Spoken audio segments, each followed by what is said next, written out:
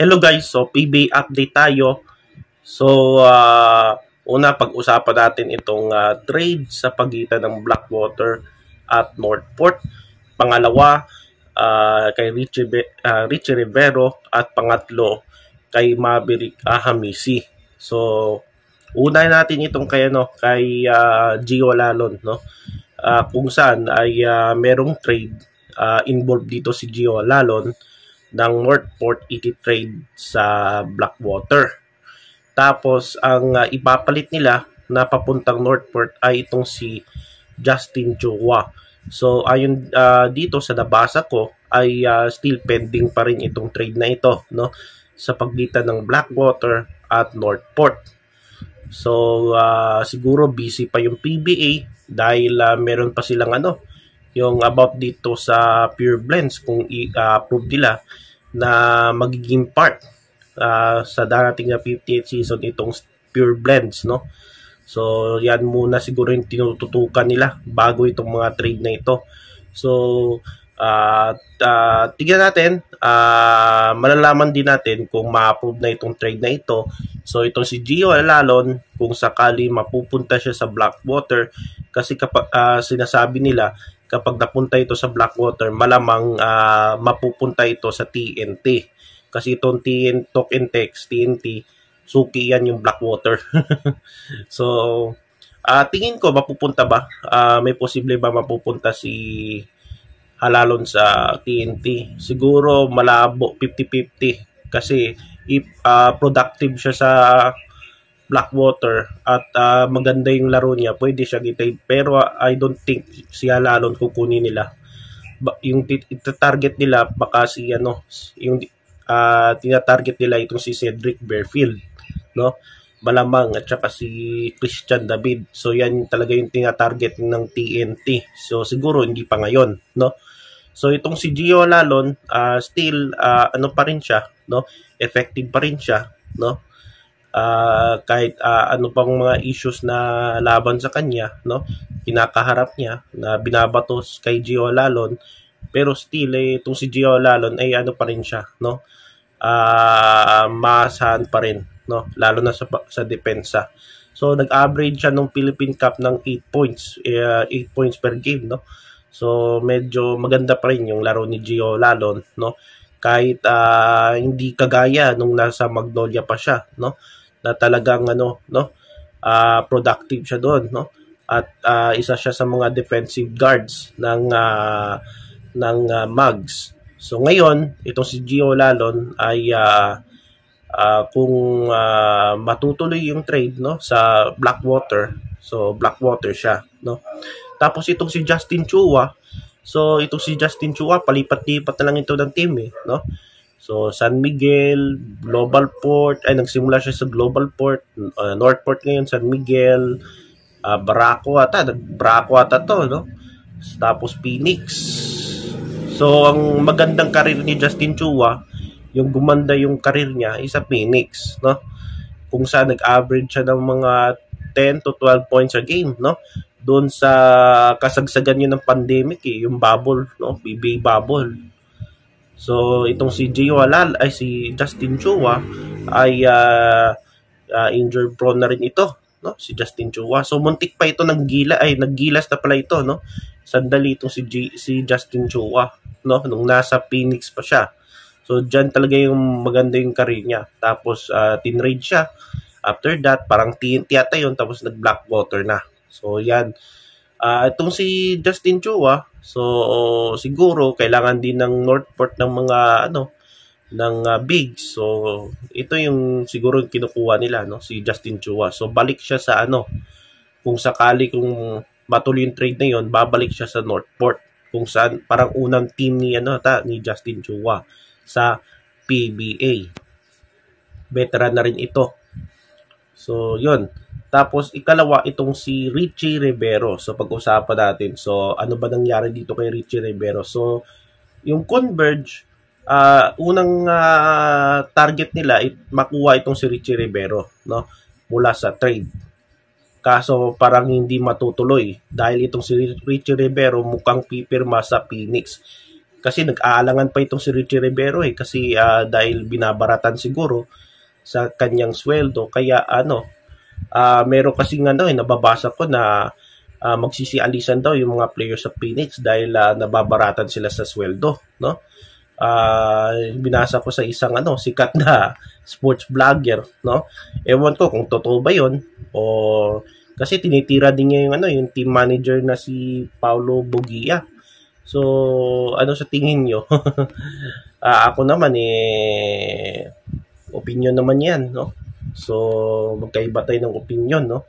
About dito sa mga pagdating sa basketball, no? So, lagi niya topic yung Phoenix, no? Lalo na yung team manager na si dati ring player to, Ateneo, din Red Bull, itong si Paulo Bugia. So, lagi niyang kinikriticize dyan sa social media, no? So, ewan ko, dahil nag-aalisan na daw yung player ng Phoenix, dahil meron ng susunod kay, di ba, umalis na si Camacho, then una yung Simon Camacho may noon, tapos sunod si, yung isang player na si, nakalimutan ko yung name, no? Magaling na player to, no? Encho Serrano, no? Tama, Encho Serrano. Tsaka napunta sa MPBL, no? Tapos sumunod naman si Larry Muyang, din si Matthew Wright, no? So ngayon, itong Phoenix namomroblema sila, no? Sa mga players, no? Ang susunod na malamang itong si Richie Rivero ang aalis. So ayun dito, parang pipirma na siya sa Phoenix, no? Mag-extend ng kontrata. So siguro na sila, no? Kasi nag-aalangan pa siya, no? Na baka binabaratan siya sa sweldo, no? So yun. So malamang malabo na ma-trade si So tingnan natin kasi yung hinihingi ng ng Phoenix, ang kapalit niyan ay si Justin Aranya. Pero hindi pumayag ata yung Converge, no? Na i-trade si Rivero kapalit ni Justin Aranya. So hindi pumayag itong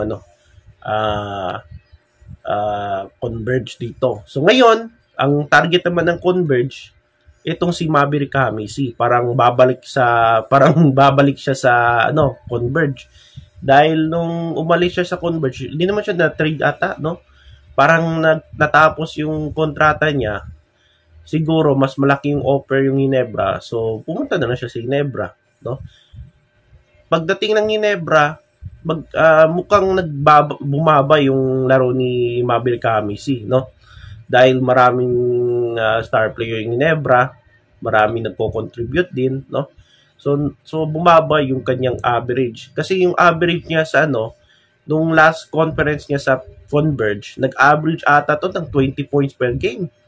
Ito si Maverick Hamisi. Pero pagdating ng Ginebra ay bumaba yung kanyang average.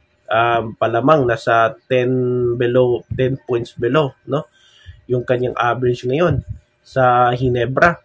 At saka pagdating ng Ginebra, hindi niya naipasok naipasok man niya sa finals, pero hindi sila nakapag-champion, no? Nung nandyan si Maverick Hamisi sa Barangay Ginebra. So ngayon, merong trade, merong target itong Converge na kunin muli itong si Maverick Hamisi kasi shooter din yan Gaya din yung kapatid niya, shooter din itong si Maverick Hamisi. So, yan siguro yung target ng Converge. Kasi makikita mo malakas na yung Converge. Lalo na itong draft, no? Nakuha nila si Juan GDL. Tapos sa trade, nakuha nila si Larry Muyang. Kahit yung mga may ilang Converge fans na nalulungkot, no, na trade si Brian Santos. Itong si Muyang may shooter din niya sa labas, no? Kahit nasa MPBL ngayon si Muyang. So tapos sino pa ba yung kinuha ng Converge? So marami silang rookies na kinuha, no? Tapos malamang ay si Mikey Williams ay mukhang ano, no? Parang tinatarget din nila si Mikey Williams na maglaro sa Converge. So, yun. So, mukhang nagpapalakas itong Converge, no? Sa bagong head coach nilang na si Delta Pineda. Kapalit ni Frank Cosenza. By the way, si Frank Cosenza, parang nire-retain, no? Ng Converge, no? So, babalik din si Converge pa rin si Frank Cosenza. Siguro mga assistant coach na lang ito, no? Tapos, katulong ni Delta Pineda. Tapos, meron pa siyang mga dalawang consultant na Serbian na magagaling din na coach. So, ngayon, ang target ng Converge ay may balik itong si Maverick Hamisi sa pamamagitan ng trade. So, sino yung iti-trade nila na papuntang Ginebra? Yung dito si Pau Habilionar at yung first round pick, future first round pick siguro sa 50 per season ng PBA. So, itong Ginebra, bakit hindi natuloy ang trade na ito dahil bakit nag-decline? Dahil siguro itong Ginebra hindi pumayag, no? Hindi pumayag sa offer ng Converge. Siguro nababaratan siguro yung Ginebra. Di ko alam kung sinong binabaratan. I think yung Ginebra. Mantakin mo. Iti-trade mo si Maverick Hamisi, babalik ng Converge. Tapos ang kapalit ay si Habilionar na ginagamit din ito sa Converge. Habilionar. Malamang papuntang Ginebra, bangko ito. No? Yan yung isip ng ibang mga fans ng Ginebra. Tapos, future first round pick.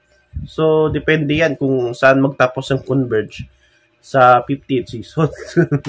Kung siguro top 4 sila o top 2. So, malamang mga 10, siguro 10, ilang pick yun?